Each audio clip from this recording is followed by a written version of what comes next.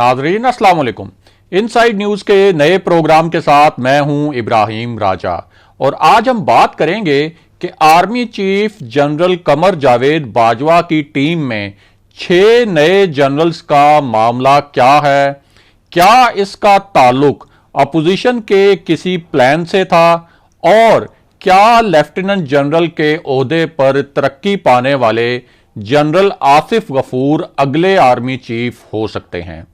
अगर आप इन खबरों की तफसील जानना चाहते हैं और आने वाले दिनों में भी अहम मामलात से आगाह रहना चाहते हैं तो हमारे चैनल को सब्सक्राइब कीजिए। और अब बात करते हैं आज के मौजू पर, यानी जनरल बाजवा की टीम में 6 नए जनरल्स लाने की असल कहानी क्या है और क्या इसका ताल्लुक अपोजिशन के किसी प्लान से है।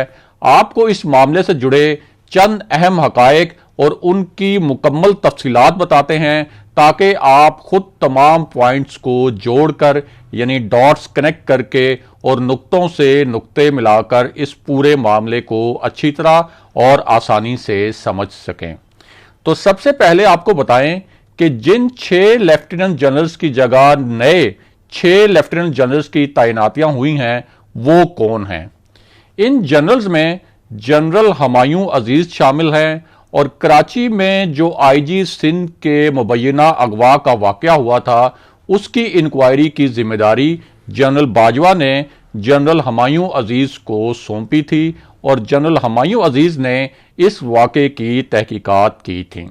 वो army chief general Qamar Javed Bajwa के बाद सबसे सीनियर जनरल हैं।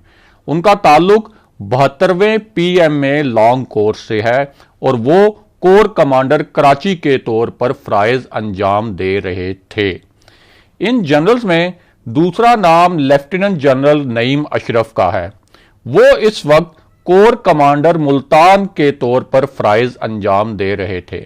उनका ताल्लुक 73वें PMA long course armoured corps से है और उन्होंने 1986 में आर्मी में कमीशन हासिल किया था।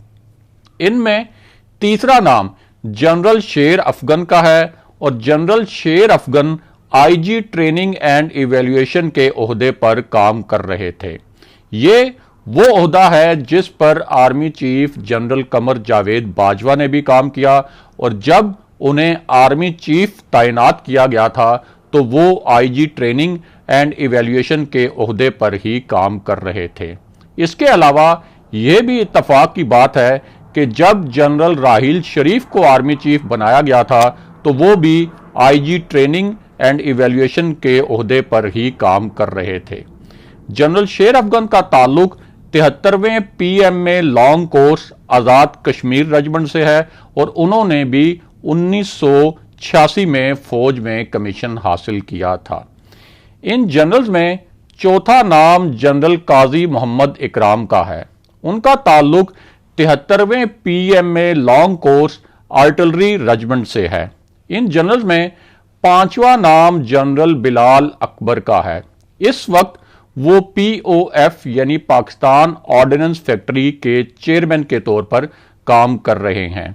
इससे पहले वो चीफ ऑफ जनरल स्टाफ जैसे अहम ओहदे पर भी काम करते रहे और चीफ ऑफ जनरल स्टाफ एक ऐसा ओहदा है जिसे आर्मी में आर्मी चीफ के बाद सबसे अहम ओहदा भी समझा जाता है। General Bilal Akbar core commander Rawalpindi भी रहे और इससे पहले वो डीजी रेंजर सिंध भी तैनात रहे। उनका ताल्लुक 73वें पीएमए लॉन्ग कोर्स आर्टिलरी से है। इनमें छठा नाम आपके जाने पहचाने जनरल मोहम्मद अफजल का है। जनरल अफजल चूंकि चेयरमैन एनडीएमए के ओहदे पर काम कर रहे हैं इसलिए वो टीवी स्क्रीन पर भी नजर आते रहे। उनका ताल्लुक 73वें PMA long course engineering course से है और उन्होंने 1986 में कमीशन हासिल किया था। इन 6 जनरल्स ने अगले माह रिटायर हो जाना है, लेकिन आर्मी में सिर्फ प्रमोशंस ही नहीं बल्कि कुछ अहम कोर कमांडर्स भी तब्दील किए गए हैं और कुछ नई और अहम नौयत की पोस्टिंग्स भी की गई हैं। इन तब्दीलियों और पोस्टिंग्स की तफसीलात क्या हैं वो भी आपको बताते हैं और आगे चलकर लेफ्टिनेंट जनरल आसिफ गफूर और मुमकिना नए आर्मी चीफ के मामले पर भी बात करेंगे। तो पहले आपको आगाह करें कि नई पोस्टिंग्स के तहत लाहौर के कोर कमांडर को तब्दील किया गया है। इस ओहदे पर जनरल माजिद एहसान तैनात थे। उनका ताल्लुक 74वें पीएम में लॉन्ग कोर्स पंजाब रेजिमेंट से है। वो अक्टूबर 2021 में रिटायर होंगे। अब उनकी जगह लेफ्टिनेंट जनरल अब्दुल अजीज को कोर कमांडर लाहौर तैनात किया गया है। जनरल अब्दुल अजीज इससे पहले मिलिट्री सेक्रेटरी के तौर पर फराइज अंजाम दे रहे थे। तब्दील किए गए जनरल माजिद एहसान को अब आईजी आर्म्स के ओहदे पर तैनात किया गया है।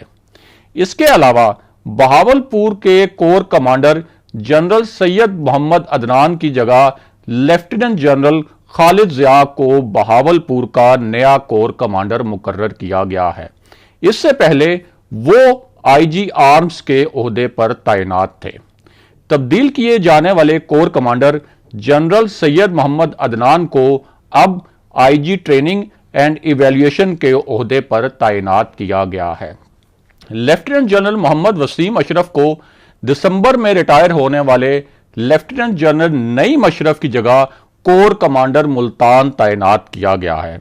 और अगर कराची कोर की बात करें तो दिसंबर में रिटायर होने वाले जनरल हुमायूं अजीज की जगह अब लेफ्टिनेंट जनरल नदीम अहमद अंजुम को कोर कमांडर कराची तैनात किया गया है। इससे पहले वो कमांडर स्टाफ कॉलेज कोयटा थे।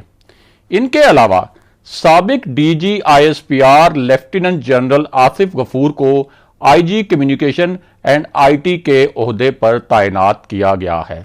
इस ओहदे पर पहले लेफ्टिनेंट जनरल आमिर अली आवान तैनात थे।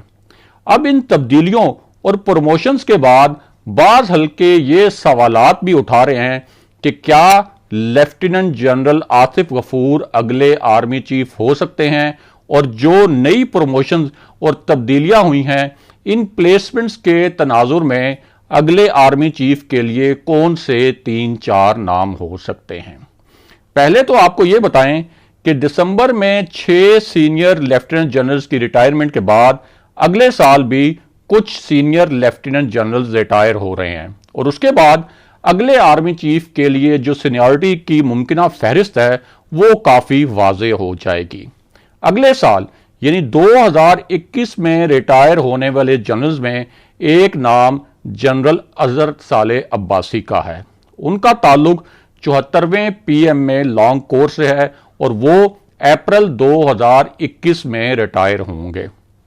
अगले साल रिटायर होने वालों में दूसरा नाम जनरल माजिद एहसान का है। वो अक्टूबर 2021 में रिटायर होंगे, और इनमें तीसरा नाम जनरल आमिर अब्बासी का है। जनरल आमिर अब्बासी का ताल्लुक 74वें पीएम में लॉन्ग कोर्स फ्रंटियर फोर्स से है।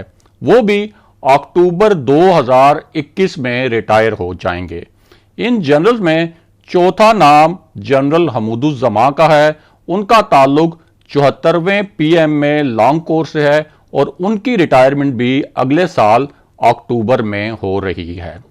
अब इन रिटायरमेंट्स के बाद नवंबर 2022 में कौन से लेफ्टिनेंट जनरल्स सबसे सीनियर होंगे, क्योंकि नवंबर 2022 में army chief general Qamar Javed Bajwa की दूसरी मुद्दत भी खत्म हो जाएगी।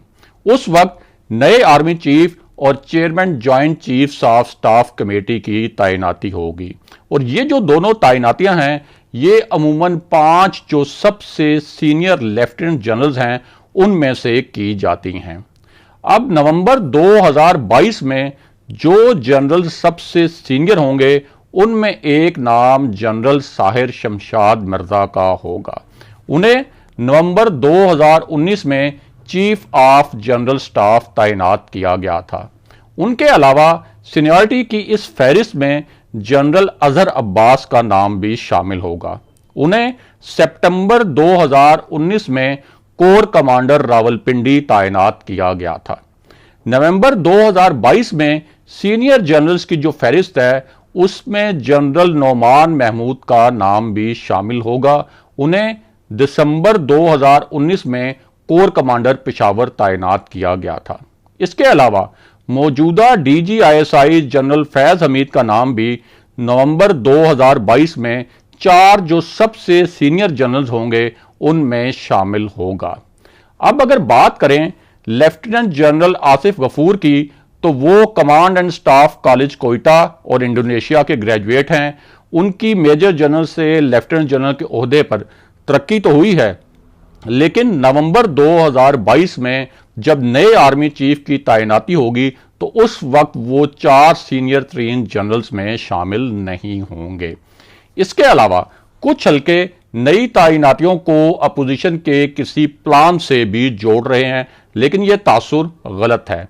इनमें से कुछ प्रमोशंस इसलिए की गई हैं कि दिसंबर में 6 जनरल्स रिटायर हो रहे हैं और कुछ तब्दीलियां आर्मी चीफ जनरल बाजवा ने अपने प्रोफेशनल रिलेशनशिप रिक्वायरमेंट और जो प्रोफेशनल कंफर्ट है उसके तहत की हैं, जो हर आर्मी चीफ के दौर में होती हैं।